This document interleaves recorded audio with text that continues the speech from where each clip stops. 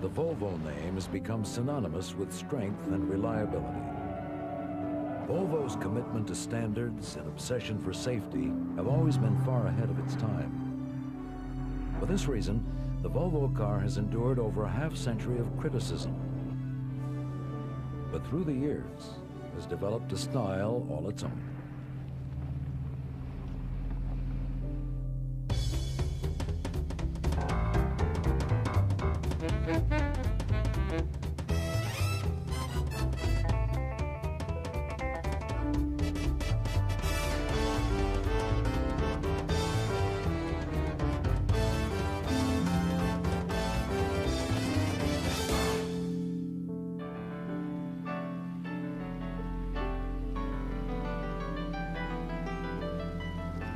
At the dawn of the 20th century, the sight of a motor car rumbling through the Swedish countryside was certain to draw attention. Although it was first introduced to Sweden in 1891, it would take many years for the motor car to become an integral part of Swedish life, and even longer before it would be driven by the common man. Wealthy Swedish businessmen and landowners were the first to discover the virtues of the private motor car. But with the Swedish car-making industry virtually non-existent, these early drivers were usually seen behind the wheel of a French, German, or American model. Two men were determined to change this. The first was S.R. Gabrielsson, a businessman who dreamed of one day selling a Swedish motor car. The other was Gustav Larsson, an engineer who gained experience building cars for the Morris Company in England. By the early 1920s, both men were working for the ball bearing company SKF. Here they had become acquaintances, but had never spoken at length. Then on July 25th, 1924, S.R. Gabrielsson was eating crawfish at a cafe in Stockholm, and Larsson happened to walk in. Gabrielsson recognized his co-worker and invited him to the table. After the meal, the two men discussed their mutual interest in developing a Swedish motor car industry. Although the two men had very different backgrounds, they shared a similar philosophy. Since the turn of the century, Western car makers built their cars from pre-existing parts. The parent company ordered the parts from vast supply catalogs, maintaining little control over quality. Larsson and Gabrielsson sought to change this. Insisted that the parts should be designed by their company, with the suppliers of these parts being subjected to routine inspection. The direction of the company was established, but money was needed to get it running. S.R. Gabrielsson knew that it would be easier to attract investment if he had a prototype. One day, Gabrielsson was looking through a local magazine when he came upon a picture of a French Voisin with a rebuilt body. The work had been done by a well-known Swedish landscape painter, Helmer Musola. Gabrielsson asked the painter to design a body for his prototype. Musola agreed, and by June of 1926, the first car was completed. Both Larsson and Gabrielsson were still working for SKF. They devoted all their spare time to the project, and most of the funding came from Gabrielsson's sales commission. Because there was still no company, there was no badge to put on the car. For lack of a better idea, Helmer Musola simply attached the Swedish symbol for iron, a symbol which is widely associated with masculinity. The first prototype was an open version with a rugged, if not conservative, appearance.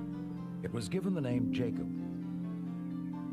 Jacob's Day is the Swedish calendar name for July 25th, the day that Gabrielsson and Larsson met in the cafe. 9 more prototypes were built. After proving it could be done, Gabrielsson received the blessing of SKF's board of directors. Instead of starting a new car company, SKF decided to reinstate one of its dormant ball bearing subsidiaries. The ball bearing company AB VOLVO was dusted off, and on January the 1st, S.R. Gabrielsson was made managing director. For Production of the Volvo motor cars would take place at the site of the old Nordic Ball Bearing Company outside of Gothenburg. In October of 1926, Gabrielson and Larsen both drove prototypes to their new home at Gothenburg. Upon arrival, they were surprised to find the gatekeeper, Mr. Lundstrom, and his loyal dog already in residence. Conversion from ball bearing production to car assembly was rapid. Volvo announced that the first car would roll off the assembly line on April 27, 1927. The night before, Volvo machinists worked at a frantic pace to ensure that the car would roll out on schedule. This hurried assembly took its toll. The differential was put on backwards. In the morning, the car drove off the assembly platform backwards. The problem was discovered, and an unceremonious debut was narrowly averted. This first production Volvo was called the OV4. The O referred to the open top. The 4 designated 4 cylinders. There was nothing revolutionary about the OV4. It had a conventional design with a definite American influence. It was not elegant, nor was it fast. However, it was sturdy, and most importantly, it was Swedish.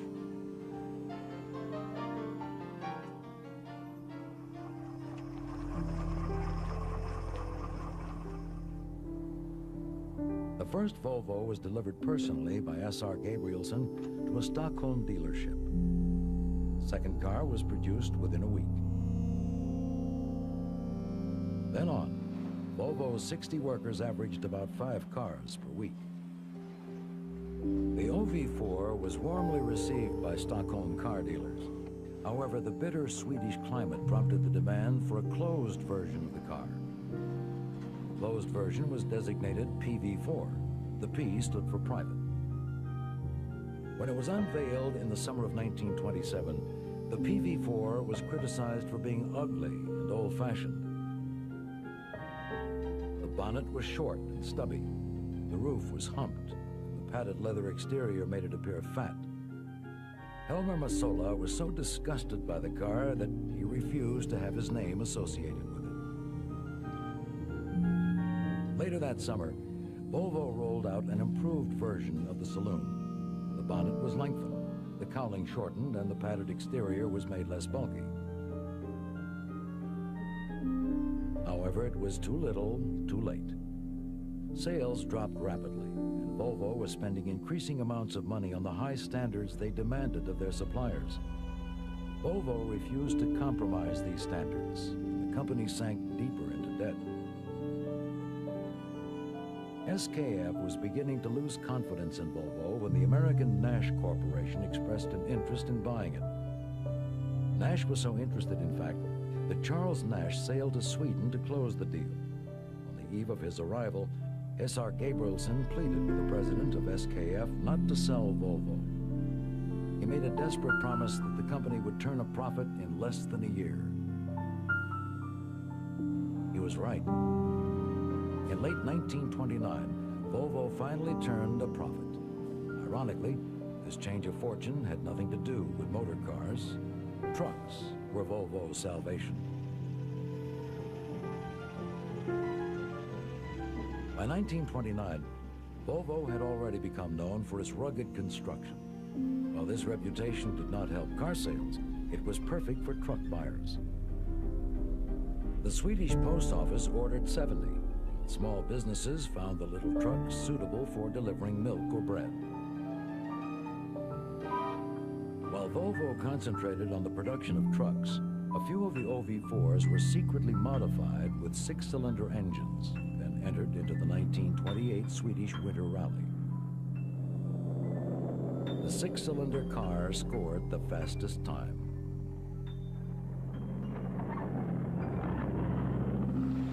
This achievement sparked an interest in a production model. But some questioned the timing of introducing a larger engine when car sales were already in a slump. Advocates noted that the larger car could be sold to a new market, taxi drivers. Almost 2 years to the day after the first car left the factory, a 6-cylinder Volvo emerged on Stockholm's cobblestone streets. There were initially 2 lines of the larger Volvos, the private 5-seat model and the 7-seat taxi. Many private owners found that the 6-cylinder Volvos could be stylized to suit their taste. Often the owners would give their cars a nickname. This redesigned Volvo was given the nickname the fishing hook. Apparently, the owner found it very helpful when fishing for girls.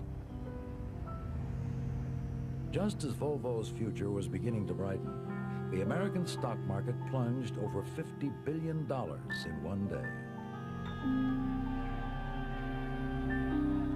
The Wall Street crash trumpeted in an era of economic hardship. The Great Depression spread like a malignancy, infecting Europe, dragging many Western businesses to the verge of extinction. As the Great Depression spread into Europe, the car market began to disappear. Manufacturers competed aggressively for the few remaining car buyers. In Sweden, this competition turned ugly. General Motors fired the first salvo, accusing Volvo of not being Swedish. Volvo took the offensive, pointing out that Chevrolets were simply assembled in Sweden. One Volvo official was quoted as saying, "When a salesman for another make of car comes to your door, don't be surprised if the only Swedish parts are the water in your radiator and the air in your tires." Although Volvo was beginning to irritate American dealers, it was still a small operation. As a result, each car received a great deal of attention. Every chassis was driven around a hilly 12-kilometer test track and then inspected. Once the body was attached, the car was again taken on the circuit, then inspected and given final adjustments. Such attention to detail reinforced Volvo's reputation for being rugged and durable. But Volvo also began to establish a less flattering reputation. Their cars were criticized for lacking style.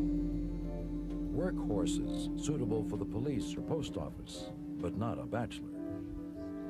Volvo wanted to shed this reputation. They looked across the Atlantic for help.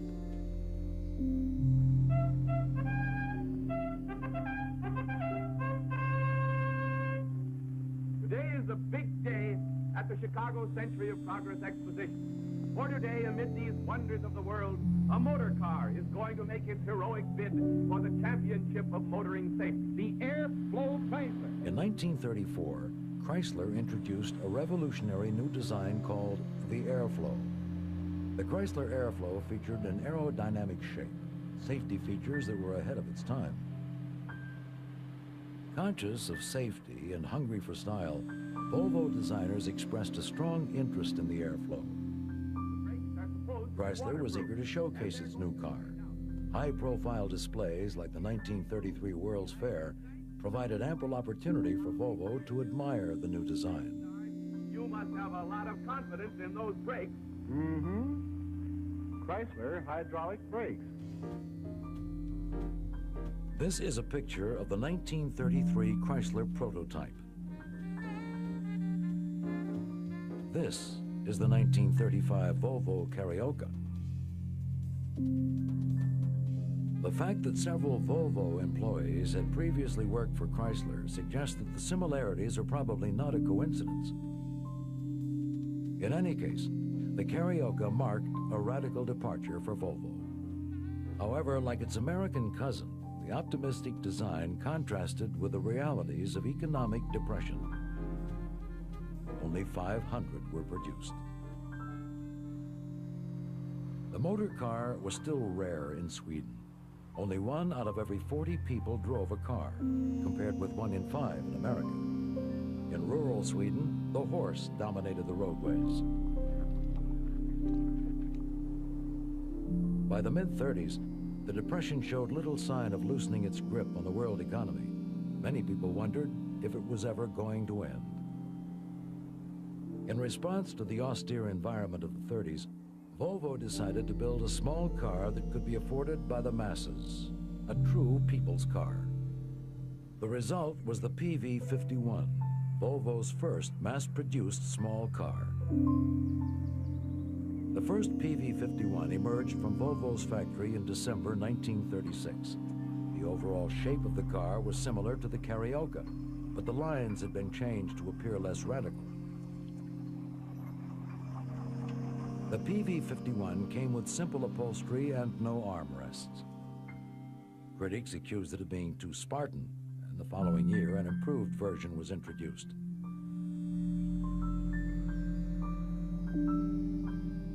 Now that Volvo had widened its market, the company wanted to soften its image. New advertisements featured attractive Swedish models juxtaposed against Volvo's circle and arrow. A badge that had come to represent ruggedness and masculinity. In 1938, Volvo sold over 2,000 cars. As the company grew, its founders sought to maintain Volvo's congenial working environment. Employee activities were encouraged. Even a Volvo soccer team was formed. While Volvo founders encouraged organized sports, they discouraged organized labor. So when a powerful Swedish trade union attempted to organize Volvo workers, SR Gabrielsson took a unique step. He kept the trade union at bay by recognizing an internal organization, the Volvo Staff Union. Gabrielsson and Larsson both became members. However, the two men were always respected, even by a caricature artist who was commissioned to draw the Volvo executives.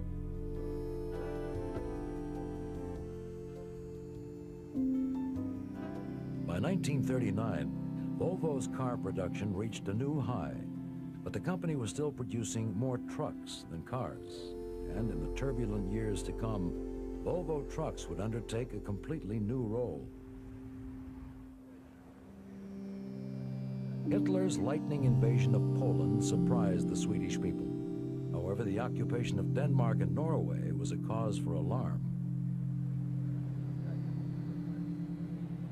Sweden was neutral, but then so had been Belgium. Hitler was sitting on the doorstep, and his next move could not be predicted. The Swedish civil defense was sent to guard the borders. The Swedish defense needed all-terrain trucks to move supplies and artillery. For Volvo, the conversion from truck chassis to military vehicles was rapid. The advanced suspension of this truck was demonstrated when it hauled an artillery piece up the steps of the Gothenburg Museum of Art. As the war in Europe raged on, Scandinavia was completely cut off from oil supplies. However, the region did have an energy source of its own: natural gas. Volvo engineers were commissioned to build a natural gas combustion engine with a modest output of 50 horsepower. Although these engines were intended for Swedish defense forces, many private owners had them installed in their PV50 series Volvos. The fuel was simply carried on a trailer behind the car.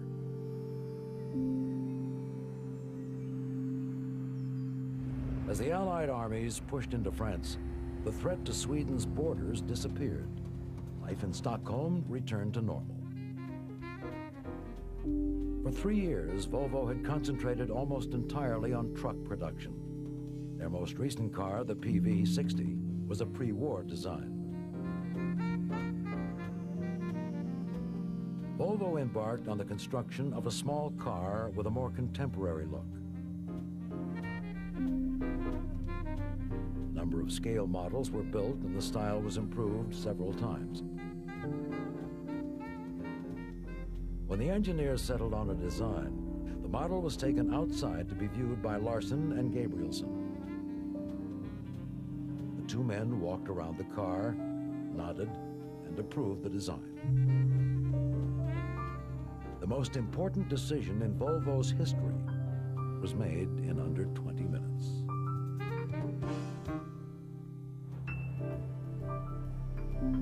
In September of 1944, Volvo held an exhibition at the Royal Lawn Tennis Hall in Stockholm. The centerpiece of the show was Volvo's newest car, the PV444.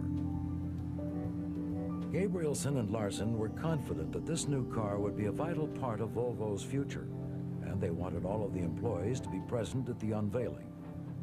2 trains were specially arranged to bring the workers and their families from Gothenburg to Stockholm. During the exhibition, over 2,000 cars were sold at a cost of 4,800 kroner, a quarter of the average annual wage.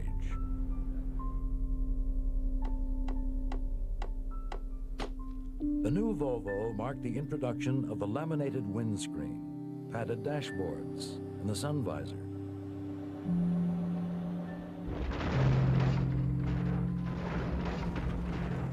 Perhaps the most enduring symbol of Volvo's commitment to safety was the introduction of a safety cage. The safety cage was a sturdy framework that surrounded the passengers and protected them if the car began to roll.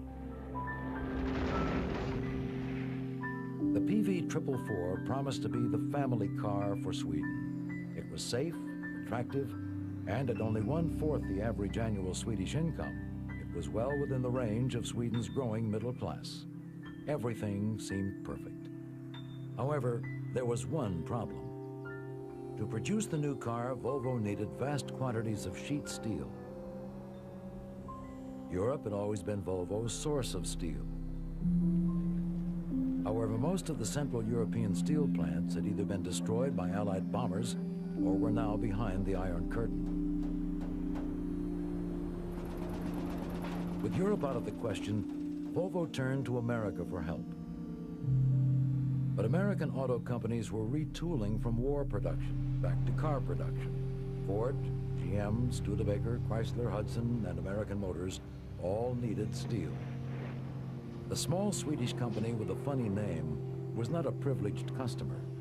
Priority was given to the American car makers. Volvo would simply have to wait.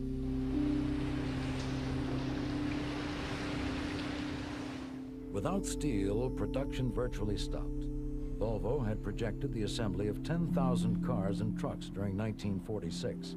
Instead, they produced only 900 trucks. Volvo did not receive any steel until 1948. In 1949, nearly 5 years after the Volvo prototype was displayed at the Stockholm exhibition, the first PV444 rolled off the assembly line. Volvo could finally honor the 2,000 sales contracts it signed at the Stockholm exhibition. For the delight of the customers, these cars were sold at their 1944 price. Volvon är gjord för att passa just er. Det känner ni så snart ni satt er bakom ratten. Ja, här finns allt ni kan önska er av en riktig bil. Elegans, Säkerhet. ekonomi. It may have taken 5 years for the 444 to roll out of the factory, but it did not take long for it to leave car dealerships in Stockholm. Demand for new cars was so high in Sweden that of the 12,000 projected to be built, 10,000 were sold even before production began. Some customers waited 2 years to take delivery.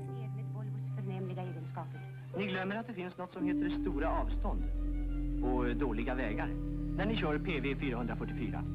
En ny värld full av nya... The PV444 was extremely popular among Swedish drivers. It carried the Volvo reputation for durability, and it was roomy and comfortable enough to take a nap. Volvos värde varar väl. In the early 50s, Volvo proved that it could feed a hungry Scandinavian market, but its leaders dreamed of selling to America. Volvo's American consultants advised that if an exotic Scandinavian car could make it anywhere in America, it would be California. Thus, in the autumn of 1955, a white 444 appeared at the California Motor Show.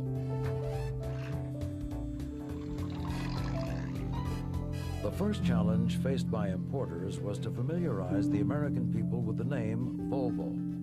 Promoters targeted high-profile events, and the small Swedish company soon became the unlikely sponsor of the Las Vegas Tournament of Champions.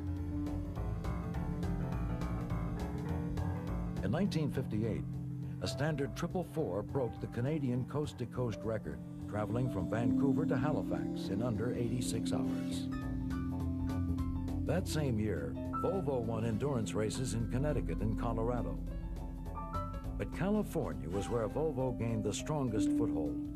A reputation for quality coupled with some glamorous sponsorships helped to make Volvo a household name.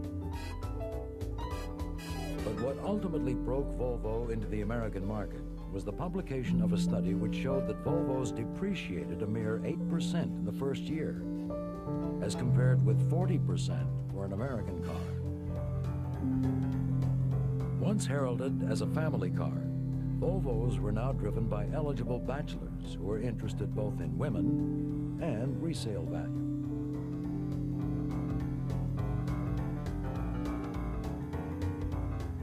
The virtues of the Swedish import were even put to music when the medallion sang the praises of the '59 Volvo.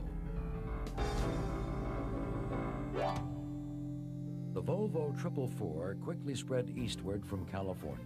Soon the white Swedish cars were seen driving through Boston and New York.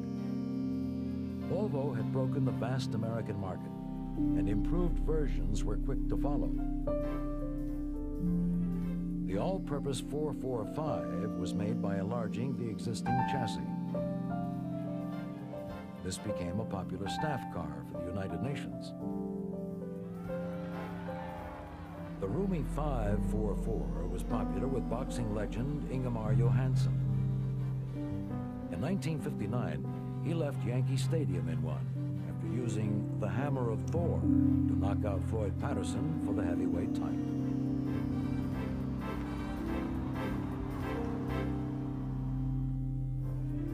Emboldened by the success of the 444, Volvo decided to take an ambitious step. They would build a sports car. Fiberglass bodies were purchased from America. Most of the other parts, including the engine, were borrowed directly from the export version of the 444. The Volvo P1900 made its public debut in 1955. In spite of its looks, the three-speed, four-cylinder sports car did not incite enthusiasm among drivers.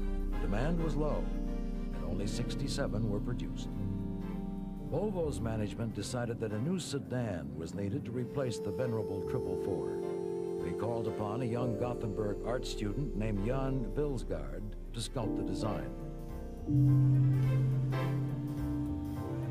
Volvo's design team built a series of successful prototypes. Vilsgaard was given the task of building a full-scale model that incorporated the most desirable features of each. His design was approved, and the Volvo Amazon went into production. When the Amazon rolled into Stockholm in 1957, it introduced a completely new look for Volvo. Catalogs hailed the new sedan as a fast and fiery Swedish beauty. Despite the emphasis on appearance, the Amazon was built to be strong. Considerable attention was paid to passenger safety.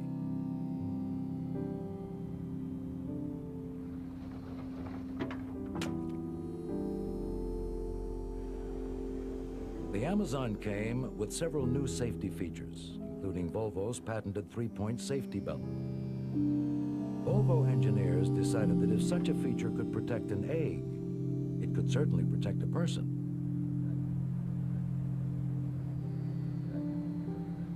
Volvo safety researchers paid attention to every detail, right down to the sunglasses.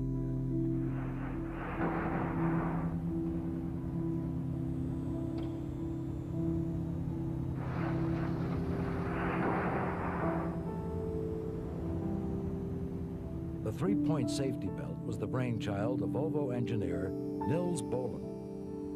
Bohlin had just signed on as the head of safety engineering when one of Volvo's sales representatives was involved in a fatal car accident. During the crash, the Volvo employee slid out of his seatbelt and was thrown from the car.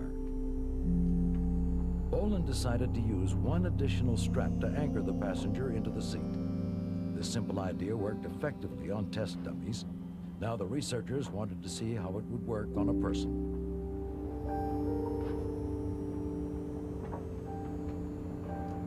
The human guinea guinea pig was dressed in a vinyl suit to maximize the slipping effect on impact. A helmet was put on just as a safety precaution.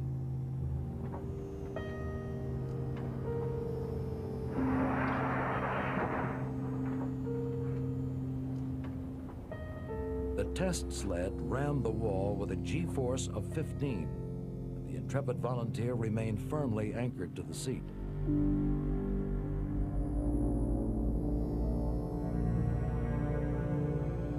The additional strap divided the pressure along a greater distance, thereby reducing the risk of injury along the belt. The three-point belt was a simple and effective solution. Even with a slippery vinyl suit, the volunteer experienced little movement, other than the uncomfortable jolt of impact.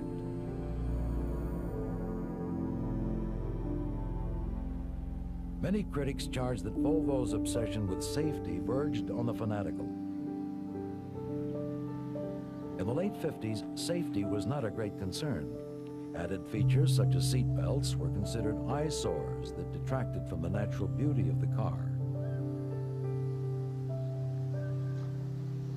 People didn't wish to be reminded of the dangers of driving. So in 1959, when Volvo became the first automaker to introduce front seat belts as a standard feature, public reaction was cool.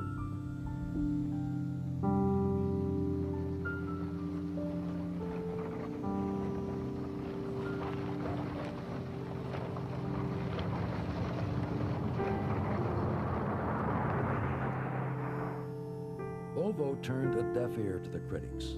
Instead, they persevered with additional safety experiments, like this test, which was carried out to analyze the difference between the slip joint and non-slip joint harness.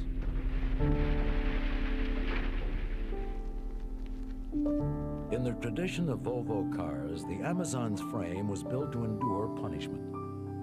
This car had just withstood a 30-mile-an-hour impact. Yet the rear doors could be opened and closed with no sign of damage. The all-important safety cage had protected the passenger compartment. Even the front seat could still be adjusted normally. But the most important inspection focused on the dummies. Volvo worked closely with medical experts in determining the effects of the crash on different parts of the body. Volvo's obsession with safety was reflected in its stated view toward road rallies. Asser Gabrielson had once said that road rallies were as important to the industry as dog racing. But when Gabrielson retired, he turned the company over to the younger Gunnar Engellau. Engellau saw advantages in the publicity that came from racing, and in 1958, Volvo became active in the European and South American rally circuit. Volvo's most successful rally driver was Gunnar Andersson, known affectionately as Volvo Gunnar. Andersson became the European champion in 1958. Another change introduced by Volvo's new leadership was the revival of the sports car. Several prototypes were produced, including 3 which were designed and built in Italy. Volvo production was already at an all-time high, and its factories didn't have the capacity to build the sleek new car. It scoured Europe looking for a plant, and finally settled on a contract with a pressed steel company in Britain.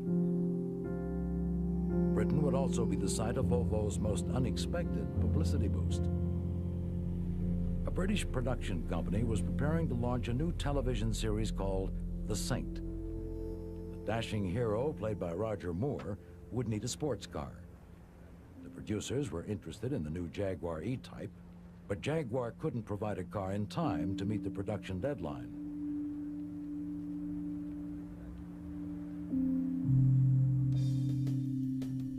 Roger Moore saw a picture of the new Volvo 1800. His producer called the Volvo agent in London, and a deal was made. It appears that the agent did not understand the significance of the phone call, and the producers paid full price for their first car. For the entire run of the series, the Saint pursued villains in his sleek white Volvo. Roger Moore was so fond of the car that he continued to drive it privately well after the series was finished. The Saint had shown that the sporty new Volvo was worthy of television, but Crown Prince Carl Gustaf proved that it was elegant enough for royalty. The Volvo 1800 was more stylish than it was fast. Its top speed in the quarter mile was around 18 seconds from a standing start.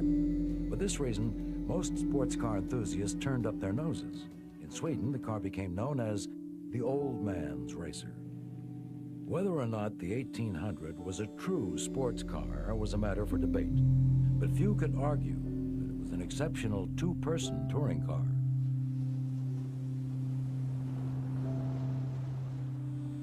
The sleek new Volvo was warmly received by American car buyers. By 1966, over 25,000 cars had been produced, and half of them had come to America. At the same time, Volvo's Amazon was reaching the end of its production run. Motoring journals speculated as to when the new Volvo sedan would emerge. To confuse eager journalists, the new Volvo was tested in disguise. The Volvo 140 series was introduced in 1966. By representing a return to its roots, this car promised to carry Volvo into a new era.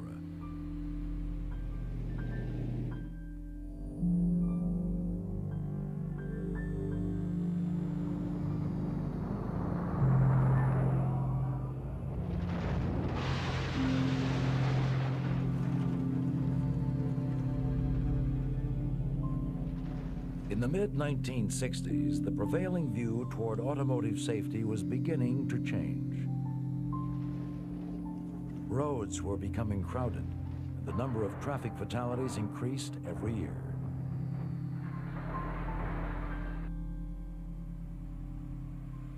The United States became the first country in the world to introduce preventive safety measures. Car makers were forced to comply, but Volvo already had.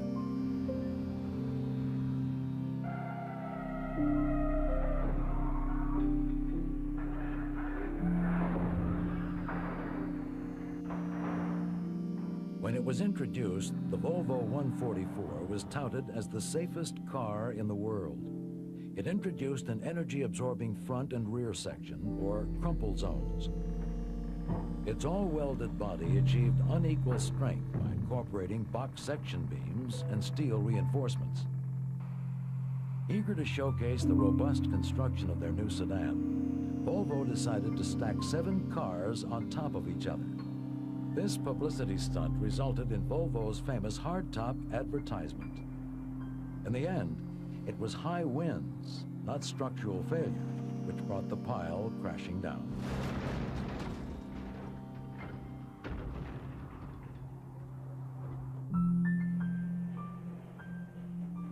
Volvo's 140 series was not glamorous, but its strength and simplicity were welcomed by a public increasingly concerned with safety over style.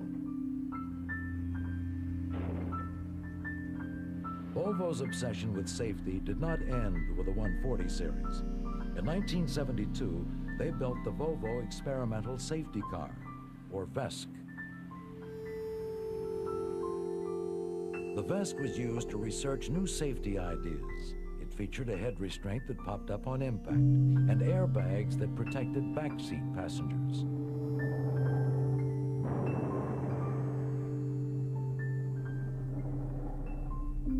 Large shock absorbers were incorporated into the bumper. This feature protected the body in a collision of up to 10 miles per hour. Even the steering column was rigged for safety. During impact, the wheel would simply collapse into the dashboard.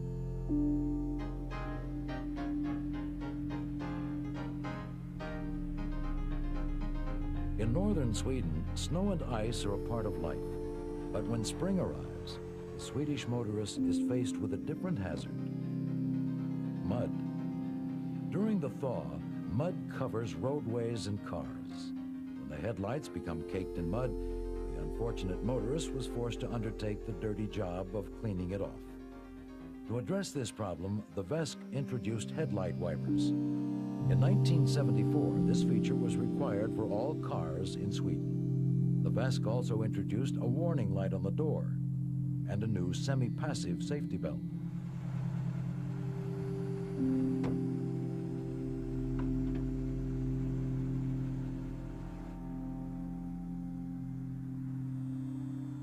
Volvo's experimental safety car was never meant to go into production. Some of its safety features would be incorporated into later models, while others would be forgotten. But when the 240 and 260 series cars were introduced in late 1974, it was clear that the new line owed much of their appearance to the VESK. The Volvo 240 featured a 2.1-liter engine, while the 260 series marked Volvo's return to the 6-cylinder engine. The series also featured a radically new way of assembling cars. The traditional assembly line was replaced by a series of workstations, at which small groups carried out a wide variety of tasks.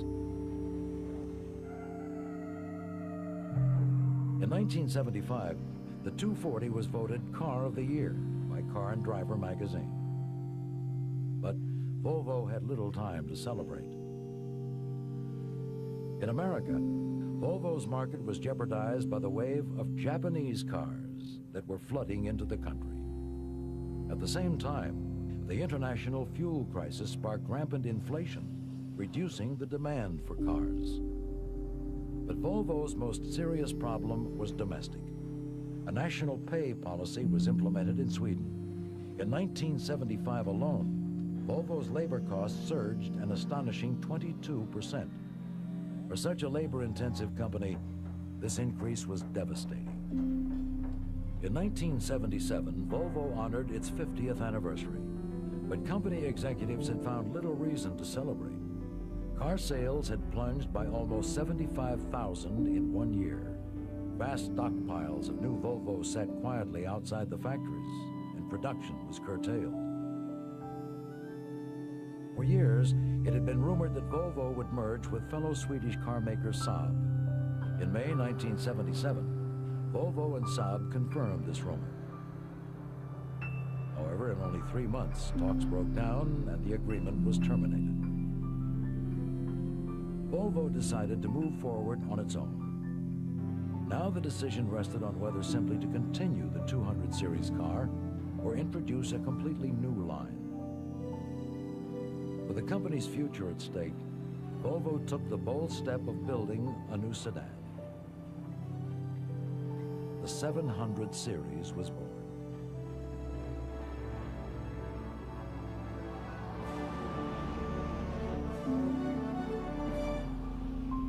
The 740 and 760 cars gave Volvo a new look. They boasted unique lines and elegant interiors. But their most important feature was, of course, safety.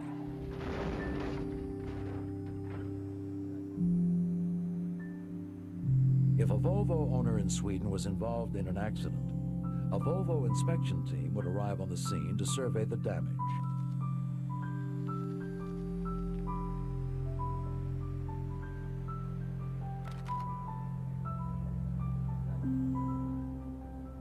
Volvo representatives worked with police, insurance companies, and medical experts. All of the information would be entered into a database and used for further safety research. The new Volvos offered the customer a choice of both 4 and 6 cylinders. For those who wanted speed, all models were available with a turbo. But in the end, it was haunting images like this that brought customers back to Volvo.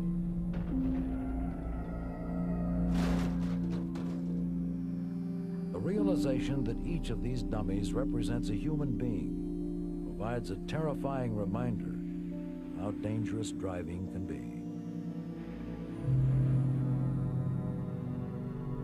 The most safety-conscious car buyers are parents with young children. Therefore, it's not surprising the most popular 700 series model was not the sporty turbo sedan, it was the wagon.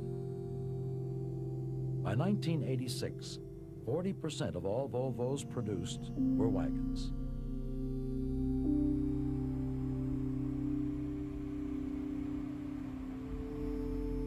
For years, motoring journals speculated as to when Volvo would release a front-wheel drive car. After all, the company is based in Scandinavia, where long, treacherous winters can be a way of life. Speculation ended with the introduction of the Volvo 850 series.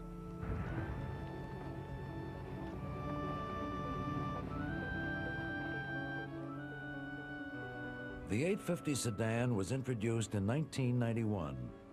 Armed with front-wheel drive, the sleek new Volvo could negotiate a wintry road, and with its turbocharged engine, it could do it quickly. But Volvo never forgot its roots. With the introduction of the side impact airbags, the 850 carries on the legacy of Asser Gabrielson, who once said that cars are driven by people. Therefore, the fundamental principle on which our designs are based must always be safety.